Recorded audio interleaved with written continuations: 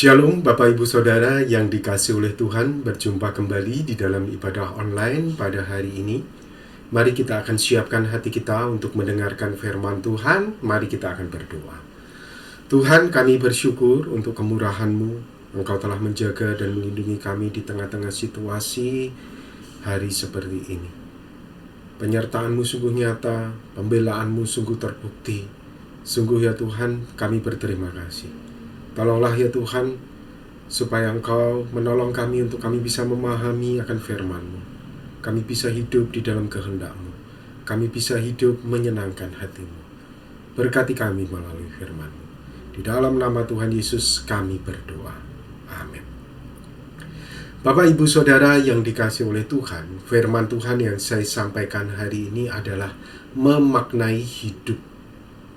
Dengan kita akan belajar bersama-sama dari Yakobus. Apa yang Yakobus ajarkan kepada kita, bagaimana kita harus memaknai hidup kita yang singkat ini. Bapak Ibu Saudara, saya mengajak kita untuk bersama-sama membaca di dalam Yakub pasal 4 ayat yang ke-13. Jadi sekarang, hai kamu yang berkata, hari ini atau besok kami berangkat ke kota Anu, dan di sana kami akan tinggal setahun dan berdagang serta mendapatkan untung. Sedang kamu tidak tahu apa yang akan terjadi besok. Apa arti hidupmu? Saudara, semua kita memiliki perencanaan. Semua kita memiliki planning bagaimana hidup kita ini ke depan. Dan saya katakan, ada 3 hal yang menjadi fokus hidup manusia. Yang pertama adalah prestasi, reputasi, yang ketiga adalah harga diri. Seputar inilah saya kira apa yang dilakukan oleh orang-orang di dunia ini. Mereka merencanakan sesuatu untuk hidup mereka. Mereka mengerjakan sesuatu untuk hidup mereka. Seputar 3 hal ini: prestasi, reputasi, dan harga diri. Sebelum kita bicara lebih jauh lagi tentang bagian firman Tuhan ini, saya mengajak kita untuk melihat beberapa berita berikut ini. Vaksin COVID-19 dimulai. Jokowi ingatkan masyarakat tetap disiplin protokol kesehatan. Puji Tuhan, vaksinasi mulai dikerjakan, dan jika nanti sampai kepada kita, kita harus dengan yakin, kita harus dengan rela menerima vaksin itu, dengan keyakinan bahwa Tuhan menyertai kita, Tuhan menjagai dan melindungi kita, dan membuat tubuh kita tetap menjadi sehat. Saudara, walaupun vaksin sudah mulai, tetapi nasihat dari Bapak pemimpin kita ini harus kita perhatikan agar kita tetap menjaga protokol kesehatan. Karena kita tidak pungkiri bahwa kasus kematian akibat COVID-19 ini terus meningkat sampai hari ini. Bahkan berita-berita sampai detik ini kita bisa melihat rumah sakit penuh, bukan hanya di Jawa tetapi di seluruh, ya. Bahkan tempat sekarang kita tinggal, daerah kita pun rumah sakit juga penuh, saudara.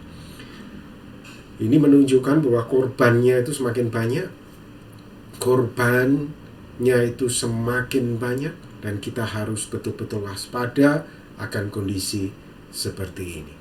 Saudara, beberapa orang mungkin berpikir, waduh, aku lolos dari corona.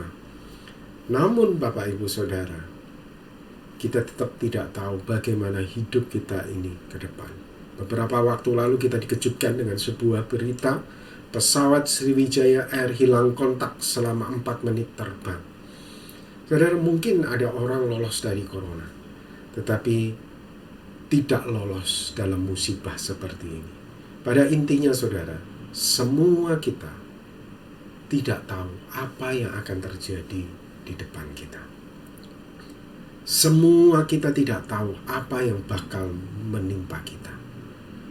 Dan inilah yang diingatkan oleh Yakobus kepada kita, bahwa kita berencana untuk melakukan ini, melakukan itu, merencanakan ini, merencanakan itu, untuk prestasi, untuk reputasi, untuk harga diri. Tapi sesungguhnya kita tidak tahu apa yang ada di depan kita. Saudara, Roma 14 ayat 12 mengatakan, demikianlah setiap orang di antara kita akan memberi pertanggung jawab tentang dirinya sendiri kepada Allah. Saudara, setiap kita satu hari pasti menghadapi kematian, dan setiap kita harus mempertanggungjawabkan hidup kita masing-masing di hadapan Tuhan. Nah, saudara, kalau kita baca tadi di dalam Yakobus, sekali lagi kita akan ulangi ya. Jadi sekarang hai kamu yang berkata, hari ini atau besok kami berangkat ke kota Anu, dan di sana kami akan tinggal setahun dan berdagang serta mendapat untung. Sedang kamu tidak tahu apa yang akan terjadi besok. Apa arti hidupmu? Apa makna hidupmu? Yakobus berkata, hidup itu sama seperti uap yang sebentar saja kelihatan lalu lenyap. Saudara, Yakobus menggambarkan betapa singkatnya, betapa pendeknya hidup manusia itu. Saudara, peristiwa corona ini, peristiwa jatuhnya pesawat ini, ya kita memang sedih dengan peristiwa ini. Jatuhnya pesawat, saudara, semua tidak ada yang menduga, tidak ada yang menyangka di tengah-tengah duka corona ini masih ada musibah yang lain terjadi. Namun setidaknya hal-hal ini mengingatkan kepada kita yang masih hidup, bagaimana kita memaknai hidup kita ini, bagaimana kita membuat berarti hidup kita yang seperti uap ini, kata Yakobus. Kalau saudara baca di dalam Filipi, di dalam Mazmur 190 ayat 5 sampai dengan 6, di situ pemazmur mengatakan, engkau menghanyutkan manusia, mereka seperti mimpi, seperti rumput yang bertumbuh, di waktu pagi berkembang dan bertumbuh, di waktu petang lisut dan layu. Saudara, pemazmur menggambarkan bahwa hidup manusia itu seperti mimpi yang sebentar saja kemudian hilang, seperti rumput yang tumbuh kemudian beberapa waktu kemudian dipotong orang, sudah tidak ada lagi rumput itu. Saudara, itulah hidup manusia. Hidup manusia itu singkat, pendek, seperti uap, seperti mimpi, seperti rumput-rumput. Saudara, itulah hidup kita. Biarkanlah kejadian yang menimpa kita pada hari-hari ini mengingatkan betapa pendeknya hidup yang kita miliki, betapa singkatnya hidup yang kita miliki.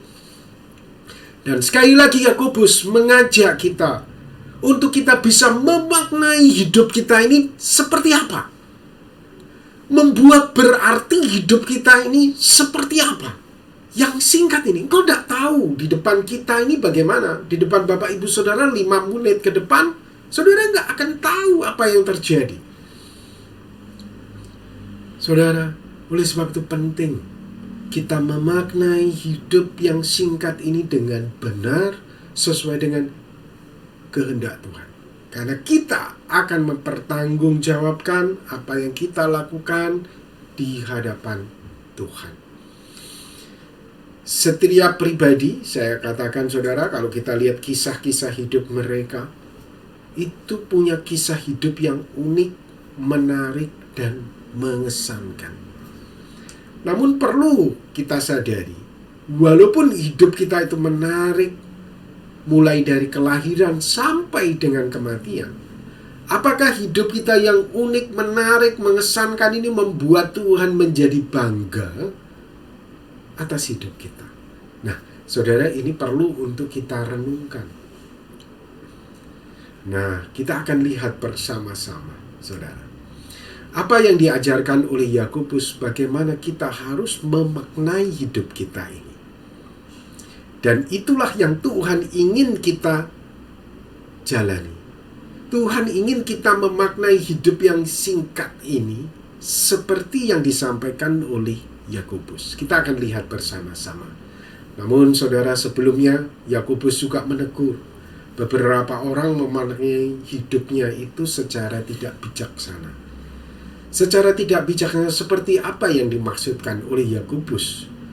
Kita melihatnya saudara di dalam Yakobus 4 ayat 16. Tetapi sekarang kamu memegahkan diri dengan congkakmu, dan semua kemegahan yang demikian adalah salah.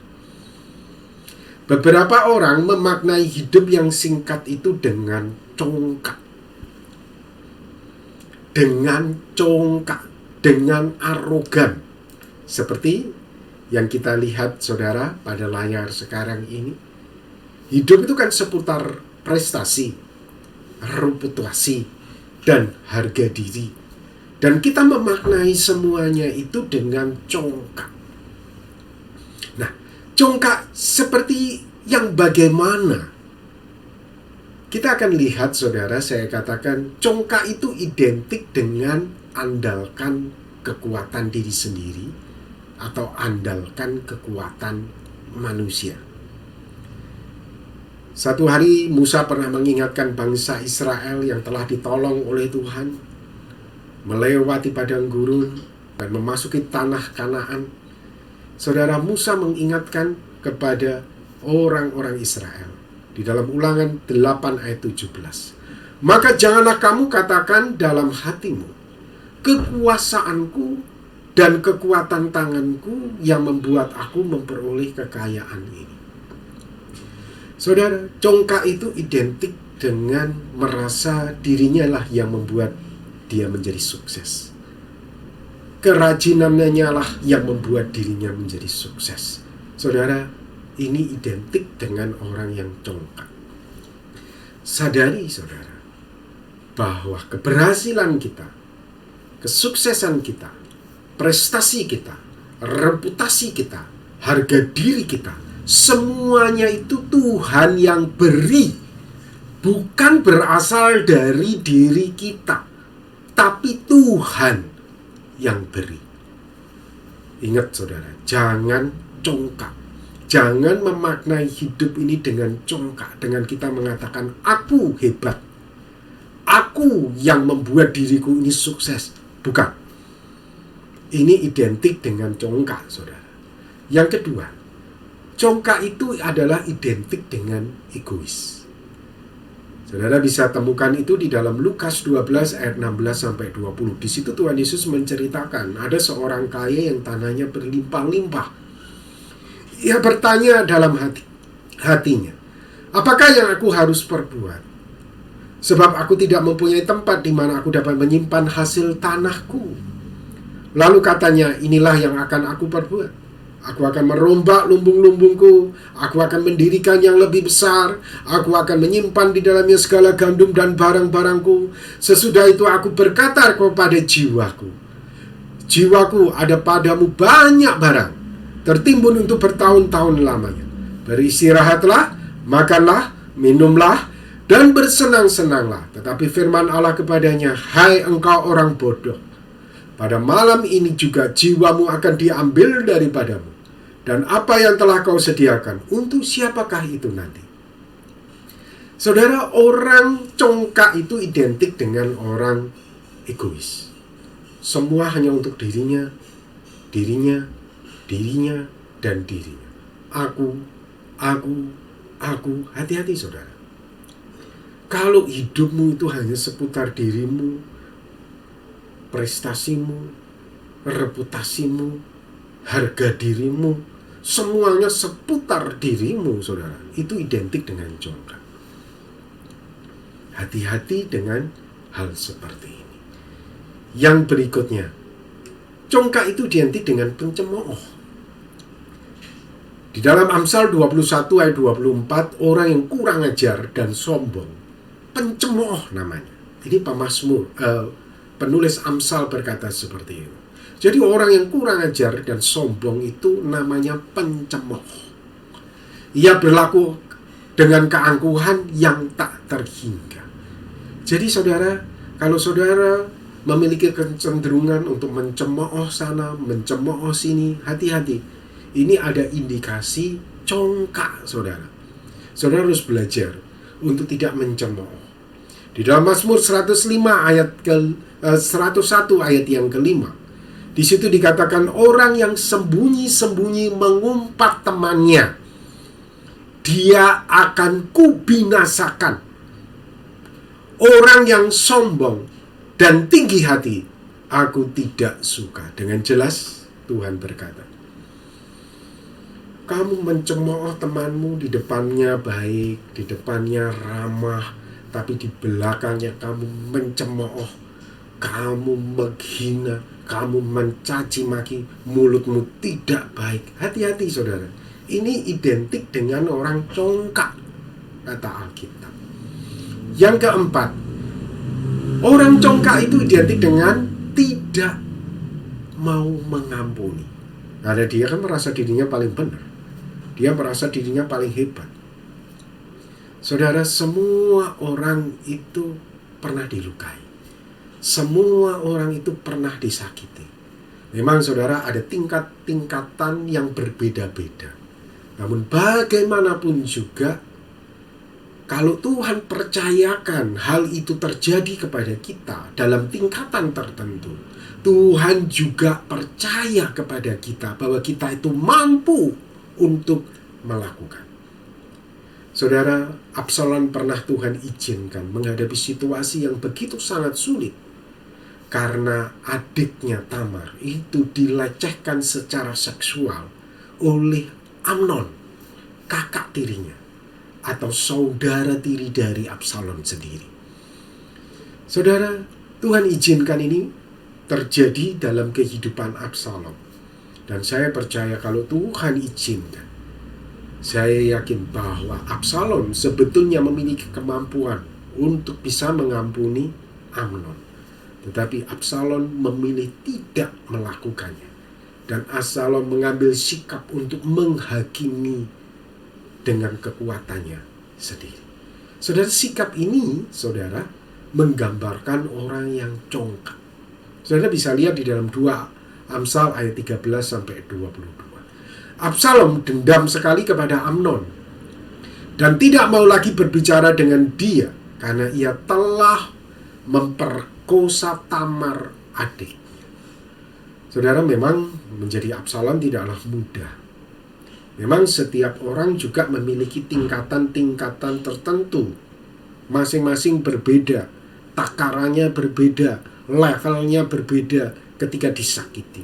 Tetapi sekali lagi, kalau Tuhan mempercayakan itu kepada orang itu, Tuhan tahu bahwa orang itu mampu. Tapi Absalom memilih tidak melakukannya. Saudara, semua kita juga disakiti dengan level yang berbeda, dengan taraf yang berbeda, dengan tingkatan yang berbeda, dan Tuhan juga tahu kita itu mampu. Kalau kita mampu, mari kita belajar untuk memilih mengampuni. Saudara, ini tidak dilakukan oleh Absalom. Saudara, ini identik dengan congkak. Jadi saudara, congkak itu adalah tinggi hati. Dan tinggi hati adalah kekejian bagi Tuhan, dan ia pasti tidak akan luput dari hukuman. Amsal 16 ayat yang kelima. Nah, seharusnya bagaimanakah kita memaknai hidup kita? Yang pasti jangan dengan congkak. Kita memaknai hidup kita yang singkat itu jangan dengan congkak. Yakobus mengajarkan kepada kita di dalam Yakobus 4 ayat 15, sebenarnya kamu harus berkata, jika Tuhan menghendakinya, kami akan hidup dan berbuat ini dan itu. Jika Tuhan menghendakinya. Saudara, Yakobus mengajarkan kepada kita bahwa kita harus memaknai hidup kita yang singkat itu dengan rendah hati. Kita memaknai prestasi, reputasi, harga diri dengan rendah hati. Semua kita butuh prestasi, saudara. Semua kita butuh reputasi. Semua kita butuh harga diri. Namun Tuhan ingin kita memaknainya itu dengan rendah hati.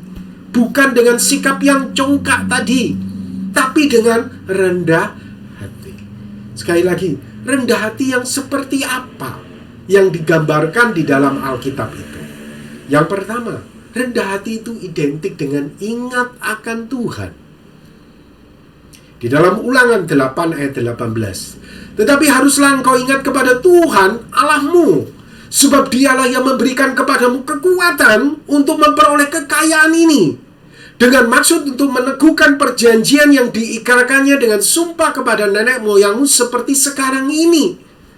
Tuhan memberikan kepadamu kekuatan untuk memperoleh prestasi, reputasi, harga diri. Jadi siapa yang memberikannya itu adalah Tuhan kepada kita. Bukan kehebatan kita, bukan prestasi kita, bukan kekuatan kemampuan kita, saudara. Tapi Tuhan yang berikan prestasi itu kepada kita. Tuhan yang berikan reputasi itu kepada kita. Tuhan yang berikan harga diri itu kepada kita. Jadi mari kita memaknai dengan rendah hati. Mari kita belajar untuk mensyukuri apa yang Tuhan berikan kepada kita pada hari ini. Reputasi yang kita punyai, prestasi yang kita punyai, harga diri yang kita punyai. Boleh saja kita terus berjuang, tapi kita tetap ingat kepada Tuhan. Kita menghargai dan menghormati Tuhan. Beberapa orang tidak bisa mengingat Tuhan. Ujung-ujungnya bagaimana? Marah kepada Tuhan, membanding-bandingkan dirinya dengan orang lain, marah kepada Tuhan, merasa bahwa Tuhan itu tidak adil. Saudara, ini orang yang congkak. Ini identik orang yang tidak bisa mensyukuri, tidak bisa mengingat, menghormati Tuhan. Sekali lagi saudara, semua yang kita miliki itu Tuhan yang beri. Mari kita belajar untuk memaknai hidup kita ini dengan rendah hati. Yang kedua, rendah hati itu identik dengan tidak egois. Saudara, di dalam Filipi pasal 2 ayat 4, di situ dikatakan, dan janganlah tiap-tiap orang hanya memperhatikan kepentingannya sendiri, tetapi kepentingan orang lain juga. Selama ini engkau berpikir bagaimana prestasiku, bagaimana reputasiku, bagaimana harga diriku. Sekarang kita belajar, saudara. Selain kita memikirkan kepentingan kita, kita belajar untuk memikirkan kepentingan orang lain. Bagaimana sih reputasi orang lain? Bagaimana sih prestasi orang lain? Aku membantu mereka. Bagaimana aku menolong harga diri orang lain. Saudara, kita tidak berbicara tentang aku, tapi kita belajar untuk berpikir kepentingan orang lain. Saudara, ini adalah contoh orang yang memaknai hidupnya dengan rendah hati. Memang tidak mudah, saudara, menjadi orang yang peduli, care terhadap sesama. Tetapi semua kita belajar. Semua kita berusaha. Semua kita harus berusaha untuk menjadikan nyata di dalam hidup kita masing-masing. Yang ketiga, saudara, rendah hati itu identik dengan kekang lidah. Hati-hati dengan lidah kita. Tadi pemazmur menyebut ada orang yang suka mencemooh temannya di belakang. Tuhan itu tidak suka, ini orang sombong. Hati-hati, saudara. Saudara, mari kita belajar untuk mengekang lidah kita. Yakobus 1 ayat 26. Jika ada seorang menganggap dirinya beribadah, tetapi ia tidak mengekang lidahnya, ia menipu dirinya sendiri, maka sia-sialah ibadah. Efesus 4 ayat 29. Janganlah ada perkataan kotor keluar dari mulutmu, tetapi pakailah perkataan yang baik untuk membangun, di mana perlu, supaya mereka mendengarnya beroleh kasih karunia. Saudara, kadang kita ini hati-hati dengan mulut kita ini, bukan membangun, justru mengacaukan. Bukannya membangun, justru membuat rusuh. Bukannya membangun, justru mengecewakan. Hati-hati, saudara. Saudara, sekali lagi, kita, manusia, memiliki kecenderungan untuk kita menilai lingkungan kita. Itu hal yang normal, hal yang wajar. Tapi, saudara, kita ini bisa mengekang lidah kita. Seperti yang dialami oleh Daud ketika Daud marah terhadap orang-orang yang telah memfitnah dia. Daud berkata, kalau kamu marah, tetap diam di tempat tidur dan berkata-katalah di dalam hatimu. Jadi bukan di mulut kemudian kita menyebar gosip, di mulut kemudian kita terus membuat kerusuhan dan kekacauan. Hati-hati saudara dengan mulut kita ini. Orang yang rendah hati adalah orang yang mampu untuk mengekang lidahnya. Yang keempat, saudara, firman Tuhan berkata di dalam Lukas 17 ayat yang keempat, jagalah dirimu, jikalau saudaramu berbuat dosa, tegurlah dia, dan jikalau ia menyesal, ampunilah dia. Bahkan jikalau ia berbuat dosa terhadap engkau 7 kali sehari dan 7 kali ia kembali kepadamu dan berkata, aku menyesal, engkau harus mengampuni dia. Saudara, rendah hati itu identik dengan mengampuni. Saudara, semua orang itu seringkali menyakiti kita tanpa disadari. Walaupun ada yang memang dengan kesadaran penuh. Namun bagaimanapun juga Tuhan ingin kita itu belajar untuk bisa mengampuni. Markus 11 ayat 25.